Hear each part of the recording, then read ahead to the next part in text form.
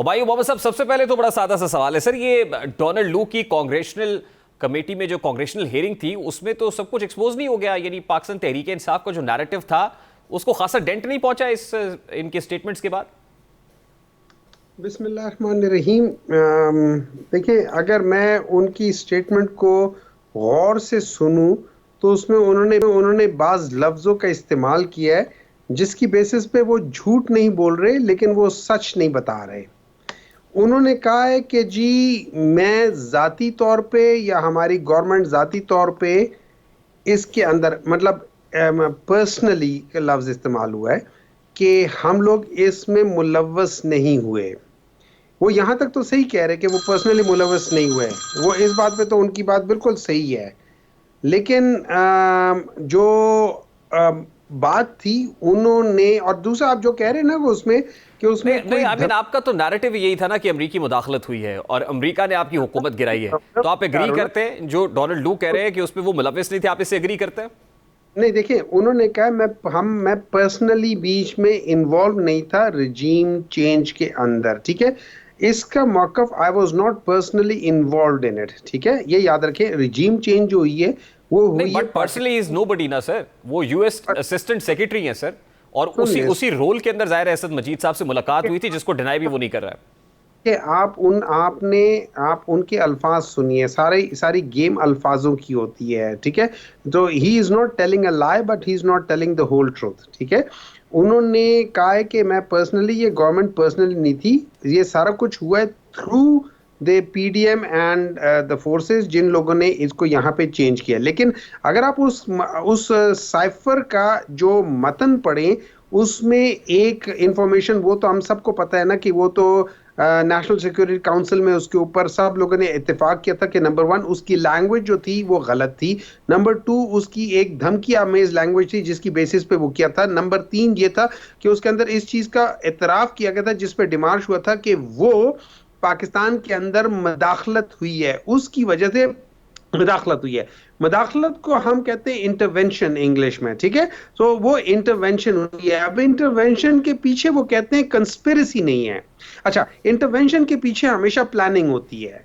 अब उस प्लानिंग को आप प्लानिंग का लफ्ज दे दे या प्लानिंग को आप कंस्पिरेसी का नाम दे दे, या जिसको हम वो कहते हैं कि भाई साजिश का लफ्ज दे दे, ये फिर सिमेंटिक्स हो जाते हैं। ये फिर एक बंदे का what have you achieve from this now what have you gained? मतलब पीटीआई पर्टिकुलरली अब ये कांग्रेचुअल कमेटी से, मैं तो ये पूछ रहा हूं कि आपके स्टांस को मजीद वीकन कर रही है, आप इससे क्या अचीव कर रहे हैं दिस पॉइंट इन टाइम? देखिए, हमारे उसमें सिंपल सी बात यह है, हमारे उसमें दो चीजें हुई हैं। एक, नंबर 1, एक ऐसा उसने बात की है कि जिसमें उसने कहा है कि अगर आप लोगों ने ये कर दिया तो ऐसा होगा, नहीं किया तो ये होगा, ये उन्होंने कहा है। उसके ऊपर डिमार्श हुआ है, उसके ऊपर सब कुछ हुआ है। अब वो कहते हैं कि जी, वो कहते हैं कि उनकी पर्सनल इन्वॉल्वमेंट नहीं है।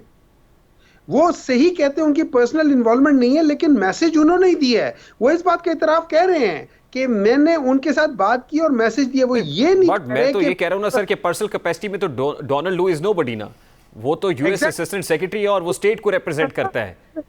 देखिए, उसने यही कहा है, उसने अल्फाज को जरा चेंज कर गए। मेरी नजर में उन्होंने अल्फाज को चेंज अच्छा, now what have you achieved from it sir? PTI को इससे क्या हासिल हुआ है? नहीं, पीटीआई को इससे क्या हासिल हुआ है? पीटीआई को इससे यह हासिल हुआ है कि जो हम कह रहे थे वो एक्चुअली उन्होंने कहा है कि हाँ ठीक है, ये बात हुई है, लेकिन उसमें हम लोगों ने तो बानी पीटीआई को सरासर झूठा करार दे दिया। आप कह रहे हैं कि इससे हमारे स्टैंड्स को तकवीयत मिली है? देखिए, उन्होंने जिस बात पे उन्होंने कहा कि इट्स एन एब्सोल्यूट लाई, वो इस बात पे कहा कि उन्होंने कहा कि हमने कोई कंस्पिरेसी की है। और वो तो कहते हैं कि आपके इस स्टेटमेंट्स की वजह से, आपकी इस कैंपेनिंग की वजह से मेरी और मेरी फैमिली की जान को खतरात लाहक हैं। उसका मुझे नहीं पता कि हमारी उसकी वजह से, कैंपेनिंग की वजह से क्या है। उनके वहां पे लोग उसको लायर लायर कह रहे थे। वो जो खातून थी जो कि वहां पे, वो क्या नाम था उनका, नाम उसे भूल गया, वो जो एक खातून थी जो निकल के जा रही थी, और वो अमेरिकन वो हैं, और वो आई डोंट नो किसी उसे, उन्होंने भी उसको कहा था कि ये झूठ बोल रहा है, सब कुछ कर रहा है, और वो अमेरिकन खातून थी। वो तो एज एन ऑब्जर्वर बैठे हुए थे ना वहां पे, वो जाहिर है वो पीटीआई की लॉबिंग का तो कोई ना कोई फायदा था ना सर वहां पे। उनको कह रहे थे। देखिए, इसके अलावा लेकिन असल बात जो उसने की है, जो एक और बहुत बड़ी बात उसने कर दी है जिसको लोग ब्रश असाइड कर रहे हैं, उन्होंने कहा है कि ये जो इलेक्शंस हुए हैं ये बहुत इसके इसको जरूर इसकी इन्वेस्टिगेशन होनी चाहिए, और इसके अंदर 50% से ज्यादा जगहों पे वही सारी बातें जो हर एक कह रहे हैं। पॉइंट ना sir, again you are hiding behind the narratives ना। मैं तो यही कह रहा हूं सर कि अगर यहां पे होनी है इन्वेस्टिगेशन तो पाकिस्तान में होनी है, वो अमेरिका ने नहीं करनी है। ऑडिट पाकिस्तान में होना है, अगर रिलीफ मिलना है तो अदालतों से मिलना है। लेकिन अदालती महाज पर मैं देखता हूं कि आपकी जो लीगल टीम है वो बहुत सुस्त रवि का मुजाहरा कर रही है, वो उतनी जरा से एक्टिव नहीं है जिस अंदाज में होना चाहिए। तो डोंट यू थिंक कि जहां पर मुकदमा लड़ना चाहिए वहां पर फोकस नहीं है पीटीआई का? देखिए, इस तरह है कि जहां पे मुकदमा लड़ना चाहिए वहां पे ही फोकस है। अनफॉर्चुनेटली अब जब अदालत में या इलेक्शन कमीशन में या ट्रिब्यूनल में या जहां भी जाती है केस, उसके बाद आप लोग एक चीज फाइल कर लेते हैं, उसके बाद अदालत होती है, वो उसको कब उठाती है कब नहीं उठाती है। हम तो हमेशा से कह रहे हैं कि इसको जरूर उठाएं। हमने तो बल्कि ये मुतालबा किया हुआ है कि सुप्रीम कोर्ट इसके अंदर एक कमीशन बिठा के चेक करे, क्योंकि इतने बड़े बड़े शवाहिद हैं उसके अंदर के मैं आपको क्या बात बताऊं। कराची में एक हल्के में, नेशनल हल्के में 2900 वोट्स पड़े, एक पोलिंग स्टेशन में 29 के 2900 एमक्यूएम को पड़ गए, किसी और जमात को एक वोट नहीं पड़ा। लेकिन उसके नीचे जो प्रोविंशियल असेंबली है उसके अंदर एमक्यू टोटल वोट 90 पड़े और उसके अंदर एमक्यूएम को एक वोट भी नहीं पड़ा। तो देखिए, इस किस्म की जो बहुत बड़ी बड़ी बेसाखी हैं, बल्कि जो जो क्या कह सकते हैं उसको, धांधली है, वो तो सामने आ रही है हर जगह पे। तो इसको तो जरूर होना चाहिए, इसमें कोई शक नहीं है। अब देखिए, इस नैरेटिव के पीछे जो मुल्क को इकोनॉमिकली डिस्टेबलाइज करने की कोशिश की over the period of 2 years, उसका मदावा कैसे होगा सेनेटर साहब? एक मिनट है जब भाई मेरे, एक मिनट है जाए। जब पाकिस्तान तहरीक इंसाफ को इन्होंने निकाला, आपके सारे पैरामीटर्स प्लस थे, सारे पैरामीटर्स प्लस थे।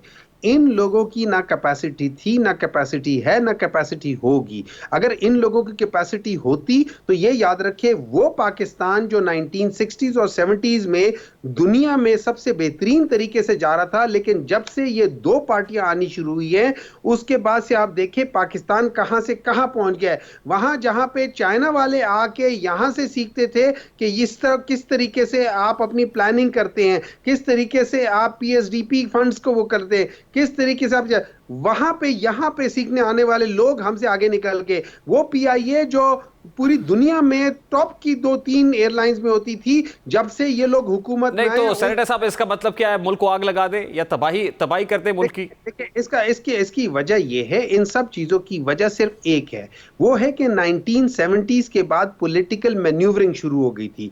जो पॉलिटिकल बंदा या जो पॉलिटिकल पार्टी मेरिट पे होती थी, उसको हटा के उन लोगों को लाया जाता था जो मेरिट पे नहीं होते थे। सर, वो मामला अभी भी वही है सर।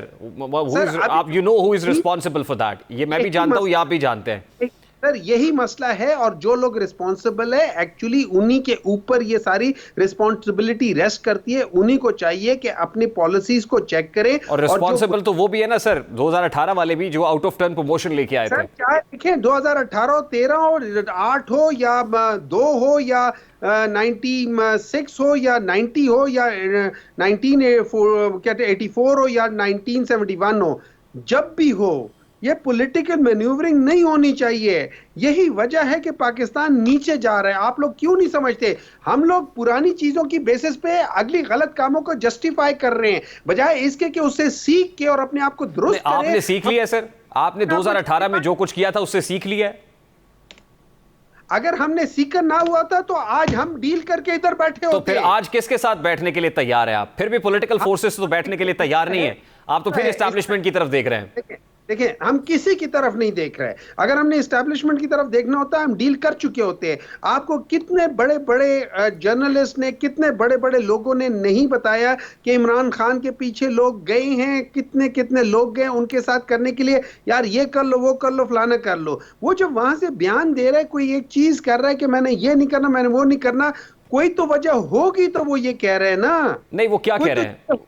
लास्ट में क्विकली मुझे बता दें कि क्या कहते हैं, कि बैठना नहीं है, डेडलॉक कहां पे है, ये डायलॉग नहीं करना। सियासत में तो डायलॉग होता है, तो सियासत में तो दरवाजे ओपन होते हैं, बातचीत होती है।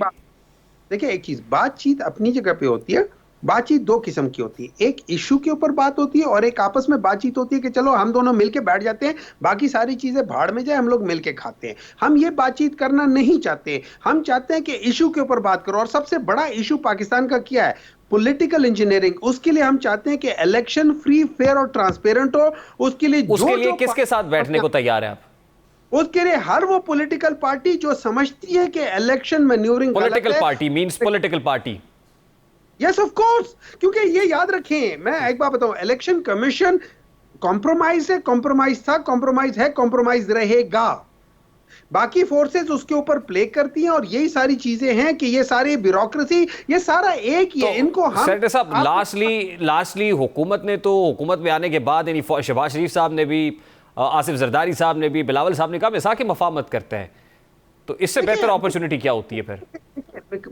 मसाक मफाहमत is not solution to the problem. आप बेशक हमारे साथ मफाहमत ना करें, आप उसकी बजाय जो इशू है उनको एड्रेस करें। आपको पता है कि आप लोगों के पास मैंडेट नहीं था। आप सर उस यही तो प्रॉब्लम है ना, इशू यही है कि वजारत उज़्मा आपके पास नहीं है, वजीर आजम ऑफिस में आप नहीं है, बस ये इशू है सर। बिल्कुल sir I have to take a very quick short break. Quickly बता दें सर, 10 सेकंड्स में मुझे ब्रेक लेनी जी।